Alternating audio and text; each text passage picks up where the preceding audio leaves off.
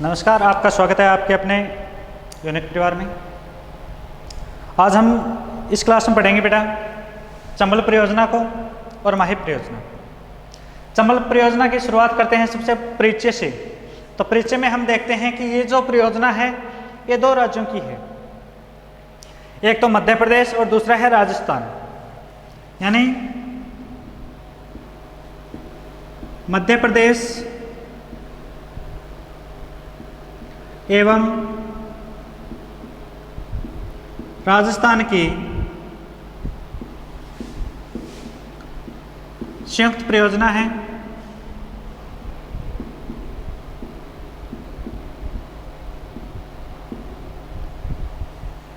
किसकी परियोजना है? मध्य प्रदेश व राजस्थान की संयुक्त परियोजना है। इसका प्रारंभ हुआ था बेटा 1952-54 में।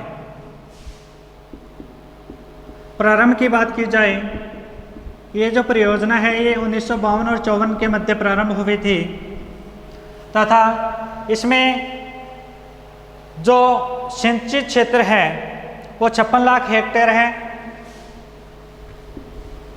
56 लाख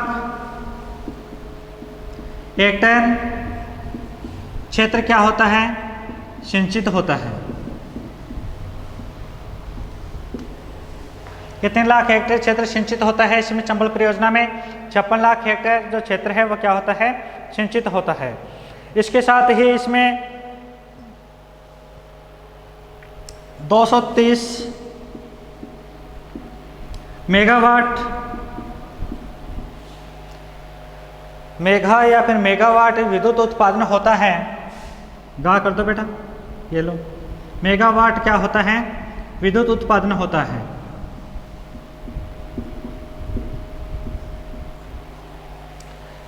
तो परिचय में आपको ये 4 पंक्तियां याद रखनी हैं कि ये जो परियोजना है ये मध्य प्रदेश और राजस्थान की संयुक्त परियोजना है, दोनों राज्यों की। इसका जो प्रारंभ है ये हुआ था 1952 और 54। इस परियोजना के तहत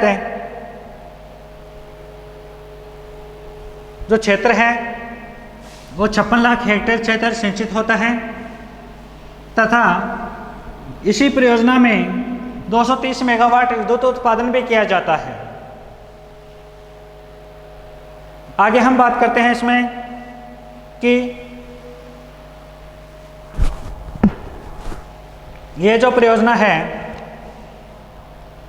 इन पे किन बांधों का निर्माण किया गया है, वो बांध कौन कौन से हैं जिनकी हम अब चर्चा करेंगे।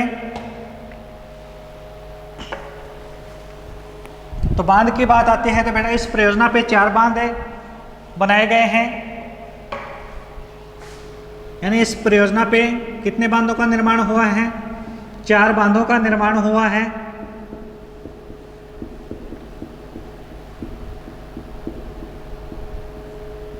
कितने बांधों का? 4 बांधों का निर्माण किया गया है इस परियोजना के तहत। पहला आता है गांधी सागर बांध। पहला जो बांध है वो कौन सा है बेटा? गांधी सागर बांध। अब चर्चा करेंगे बेटा हम गांधी सागर बांध की। तो गांधी सागर जो बांध है इसका निर्माण हुआ था बेटा 1960 में। इसका निर्माण कब हुआ था? 1960 में। कहाँ पे? मध्य प्रदेश में।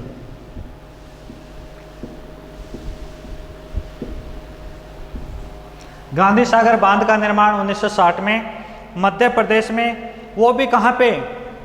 तो मध्य प्रदेश में एक तहसील है बेटा भानुपुरा तहसील। तो जो भानपुरा तहसील है उस तहसील में इस बांध का निर्माण किया गया था। यह बांध 84गढ़ से 8 किलोमीटर पहले एक घाटी में बनाया गया है।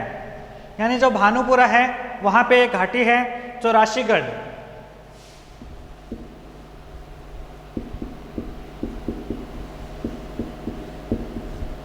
84गढ़ जो घाटी है उसमें 8 किलोमीटर पहले ये बांध बनाया गया है।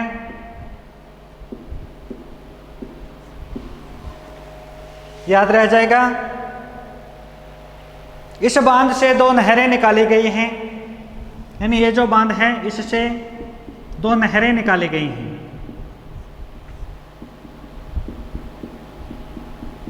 कितनी नहरें निकाली गई हैं बेटा? 2 नहरें निकाली गई हैं। पहली है बाईं नहर, दूसरी है दाईं, यानी बाईं नहर, दूसरी है दाईं नहर। ये नाम बेटा आगे भी आएंगे, ध्यान रखना, दाईं नहर, बाईं नहर। तो जो बाईं नहर है ये बूंदी तक जाकर मेज नदी में मिलती है। वैसे याद रखना, बूंदी तक जाकर मेज नदी में, ठीक है। दूसरा है दाईं नहर। ये जो नहर है ये जो हमारी पार्वती नदी है, कौन सी नदी? जो पार्वती नदी है उस नदी को पार करके कहाँ चली जाती है? मध्य प्रदेश में चली जाती है।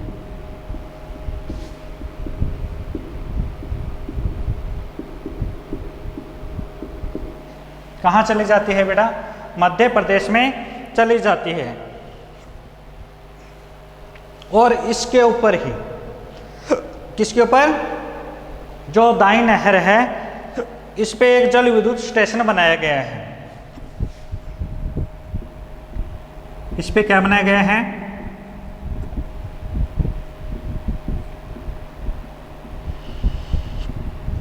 जल विद्युत स्टेशन। तो पहला जो हमारा बांध है गांधी सागर बांध, इसको पुनः देखते हैं कि इसका निर्माण 1960 में मध्य प्रदेश राज्य के भानपुरा जो तहसील है उसमें 84गढ़ घाटी से 8 किलोमीटर पहले बनाया गया है तथा इस बांध से 2 नहरें निकाली गई हैं। पहली नहर बाईं नहर है जो बूंदी तक जाकर मेज नदी में मिल जाती है। कहाँ तक है? बूंदी तक जाकर किसमें? मेज नदी में मिल जाती है। और जो दूसरी नहर है दाईं नहर, ये नहर पार्वती नदी को पार कर कर, किसको पार करती है? पार्वती नदी को पार करती है तथा मध्य प्रदेश में चली जाती है। इसी नहर पे एक जल विद्युत स्टेशन बनाया गया है, यानी जो हमारी दाईं नहर है इस पे क्या बनाया गया है? एक जल विद्युत स्टेशन बनाया गया है। दूसरा आता है राणा प्रताप सागर बांध।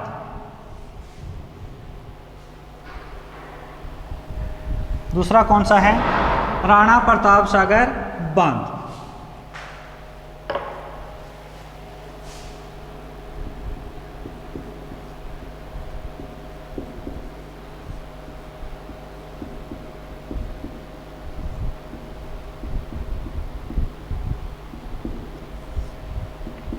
तो देखो बेटा, राणा प्रताप सागर जो बांध है यह बांध गांधी सागर से 48 किलोमीटर आगे है। किससे? जो गांधी सागर था उस गांधी सागर से कितने किलोमीटर आगे है? 48 किलोमीटर आगे है। याद रह जाएगा कितने किलोमीटर? 48 किलोमीटर आगे। कहाँ पे? चित्तौड़गढ़ में। याद रखना कहाँ पे है? चित्तौड़गढ़ में। राणा प्रताप सागर बांध गांधी सागर से 48 किलोमीटर आगे प्रतापगढ़ में चुलिया जलप्रपात के समीप राउत बाटा नामक स्थान पर बनाया गया है। तो सीधी सी बात है, चित्तौड़गढ़ में क्या है? चुलिया जलप्रपात।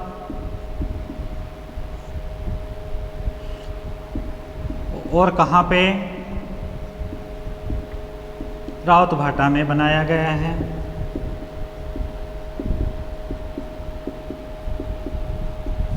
अब बात आती है कब बनाया गया? यानी ये जो बांध है ये कब बनाया गया था? 1970 में, वर्ष 1970 में। याद रह जाएगा। दोबारा देख लो, राणा प्रताप सागर बांध गांधी सागर से कितने किलोमीटर आगे? 48 किलोमीटर आगे चित्तौड़गढ़ में। कहाँ पे? चित्तौड़गढ़ में जो चुलिया जलप्रपात है उसके समीप राउत भाटा नामक एक स्थान है, वहाँ पे बनाया गया है। और इसका जो निर्माण है वो कब हुआ था? 1970 में हुआ था। इसका निर्माण कब हुआ था? 1970 में। समझ में आया? गांधी सागर से 48 किलोमीटर चित्तौड़गढ़ में जो चुलिया जलप्रपात है उसके समीप राउत भाटा स्थान पे इसका निर्माण किया गया, और इसका निर्माण है वो 1970 में किया गया था। अगला आता है जवाहर सागर बांध। तीसरा जो आएगा वो कौन सा है? जवाहर सागर बांध है। तो देखो जवाहर सागर बांध,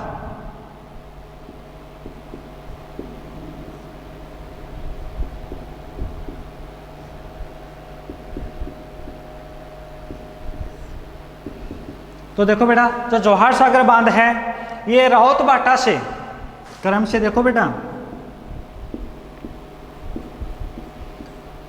राणा प्रताप सागर कहाँ पे था? राउत भाटा में।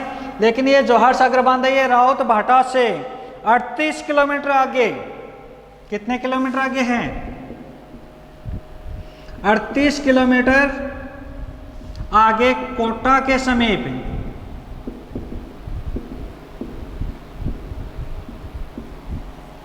किसके समीप बताया है? कोटा के। पीछे वाला किसके समीप? चित्तौड़गढ़ है। तो कोटा के समीप बोरावास गांव में बनाया गया है।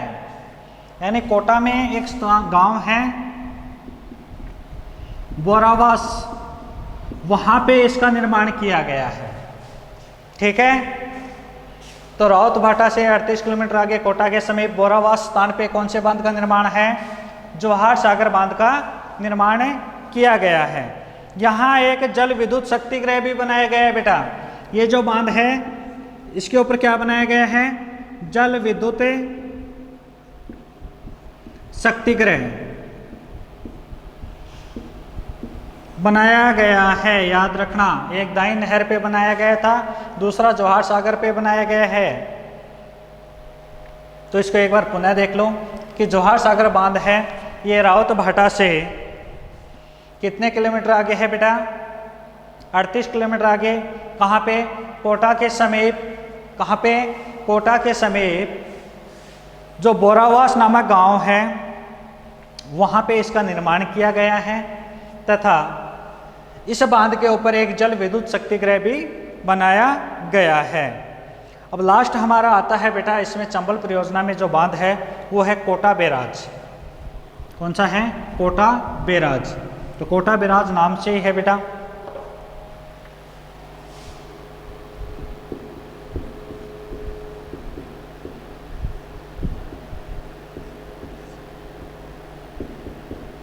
तो यह जो कोटा बैराज है ये कोटा शहर के पास बनाया गया है। कहाँ पे? कोटा शहर के पास।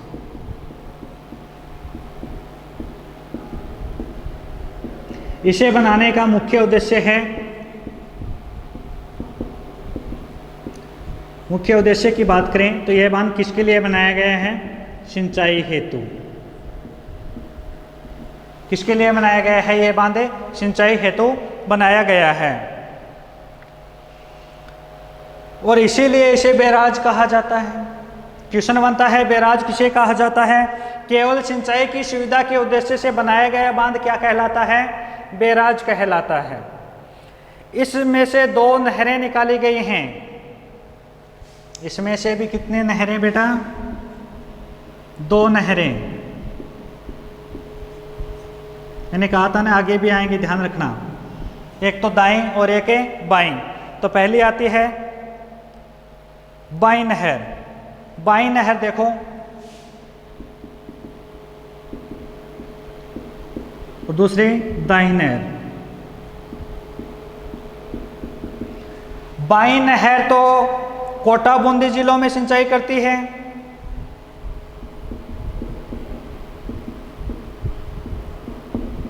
बाईं नहर कहाँ पे? कोटा बूंदी। और जो दाईं नहर है ये कहाँ पे चली जाती है बेटा? मध्य प्रदेश में चली जाती है। कहाँ पे? मध्य प्रदेश में। किसको पार करते हुए? पार्वती व परवन नदी को। पार्वती व परवन नदी को पार करके मध्य प्रदेश में चली जाती है।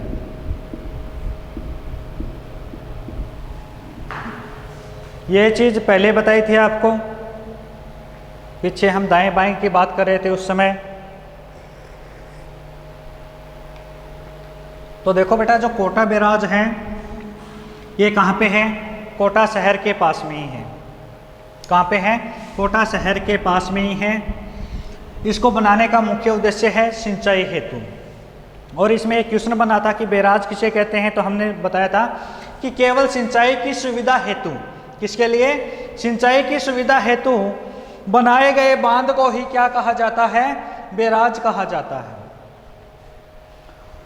कोटा बैराज से दो नहरें निकाली गई हैं, एक दाईं नहर, एक बाईं नहर। बाईं नहर कोटा बूंदी को जलापूर्ति करती है तथा दाईं नहर है वो पार्वती व परवन नदी को पार करते हुए कहाँ पे चली जाती है? मध्य प्रदेश में चली जाती है।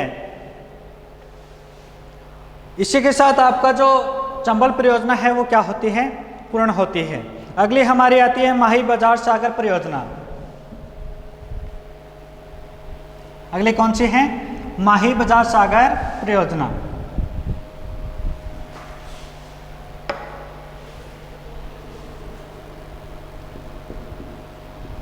माही बजाज सागर परियोजना।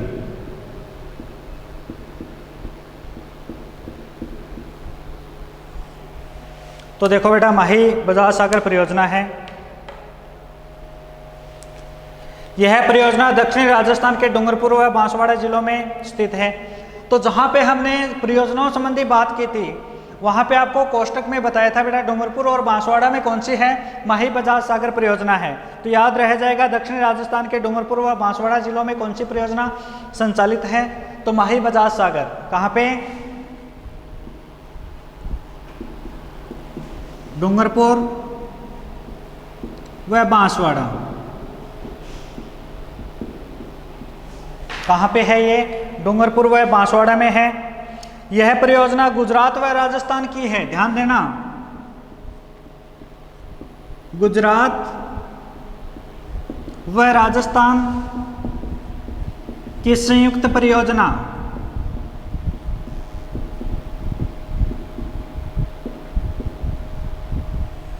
पहले वाली कौन सी थी बेटा? इससे पहले वाली चंबल, वो कहाँ थी? मध्य प्रदेश व राजस्थान।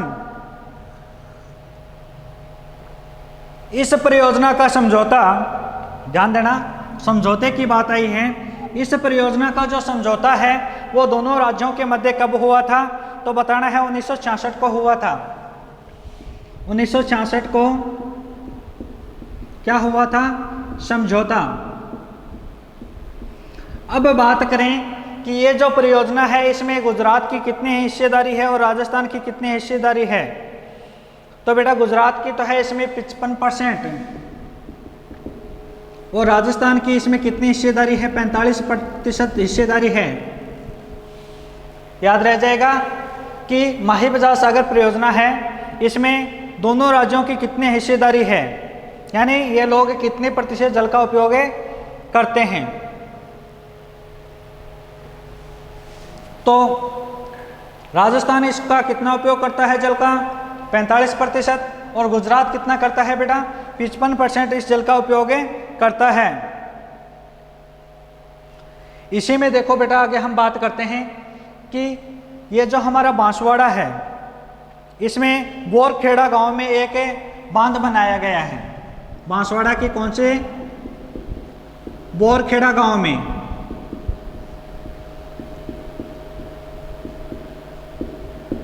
क्या बनाया गया है? माही बजाज सागर एक बांध बनाया गया है, एक बांध का निर्माण किया गया है। तो बांसवाड़ा में कौन से बांध का निर्माण किया गया है और कहाँ पे किया गया है? तो बताना है बोरखेड़ा गांव में माही बजार सागर बांध का निर्माण किया गया है। इससे 2 नहरें निकाली गई हैं, यानी ये जो परियोजना है इससे भी कितनी नहरें निकाली गई हैं? 2 नहरें। अगली पंक्ति में देखें तो यहाँ पे 2 लघु जल विद्युत परियोजना हैं। कितनी हैं? 2 लघु जल विद्युत परियोजना हैं। इस बांध पे कितनी परियोजनाएं संचालित हैं? जल से विद्युत से संबंधित है तो 2 लघु जल विद्युत परियोजनाएं इसमें संचालित हैं। अब देखो बेटा, इसी बांध पे एक और बांध बनाया गया है, यानी ये जो हमारी माही बजार सागर परियोजना है इस पे एक बांध और है जिसका निर्माण किया गया है, उसका नाम है कागदी पिकअप बांध। कागदी पिकअप बांध का निर्माण किया गया है। इस पे कौन से बांध का निर्माण किया गया है? कागदी पिकअप बांध का निर्माण किया गया है। अब आगे हम देखेंगे कि ये जो परियोजना है इसके निर्माण से संबंधित कितने चरण पूर्ण किए गए थे, यानी इस परियोजना में जो निर्माण है वो कितने चरणों में पूर्ण हुआ था। उससे पहले आप एक बार पुनः इसको देख सकते हो कि यह परियोजना है, ये डूंगरपुर बांसवाड़ा, ठीक है, जो बोरखेड़ा गांव में क्या बनाया गया है? इस पे एक बांध बनाया गया है। ये गुजरात और राजस्थान की संयुक्त परियोजना है, उसमें गुजरात की हिस्सेदारी 55% और राजस्थान की कितनी है? 45%। यानी ये जो प्रतिशत में संख्या दे रखी है, इतने जल का उपयोग ये राज्य आपस में करते हैं। फिर हमने देखा कि इसके निर्माण से संबंधित एक समझौता हुआ था, जो कब हुआ था? 1966 में हुआ था। इसी के ऊपर 2 नहरें तथा 2 लघु जल विद्युत परियोजनाएं संचालित हैं और इसी परियोजना में एक कागजी पिकअप बांध का निर्माण किया गया है।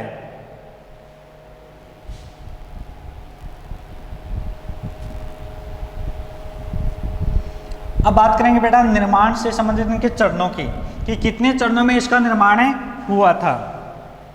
तो चरणों की बात आती है तो बेटा इसका निर्माण कितने चरणों में हुआ था? 3 चरणों में हुआ था। कितने चरणों में? 3 चरणों में। पहला चरण है वो बांसवाड़ा के समय बोरखेड़ा गांव में माही नदी पर। दूसरा चरण आता है इसका डूंगरपुर में सिंचाई सुविधा है तो आनंदपुरी व सांगवाड़ा नामक 2 नहरें निकाली गई थी।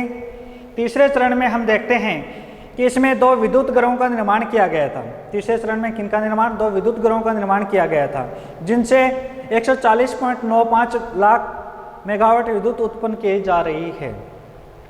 कितने मेगावाट है? 140.95 मेगावाट विद्युत का उत्पादन हो रहा है। कौन से बांध से? माही बजार सागर परियोजना पे जो निर्मित बांध हैं उनसे।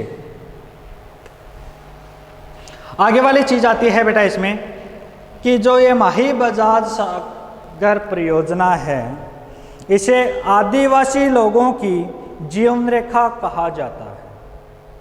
क्यों? तो याद है तो डूंगरपुर और जो बांसवाड़ा है वहाँ पे ज़्यादातर क्या मिलती है बेटा? आदिवासी जनजातियाँ मिलती हैं, जिन्हें सिंचाई और पेयजल की सुविधा कौन मुहैया करवा रही है? माही नदी करवा रही है, याद रहेगा। यानी सिंचाई एवं विद्युत की सुविधा मिलने के कारण इस आदिवासी बहुल्य क्षेत्र में आर्थिक सामाजिक जीवन में बदलाव के साथ साथ कृषि क्षेत्र में भी बदलाव आया है। ये परियोजना इस आदिवासी बहुल्य क्षेत्र के लिए एक वरदान साबित हुई है।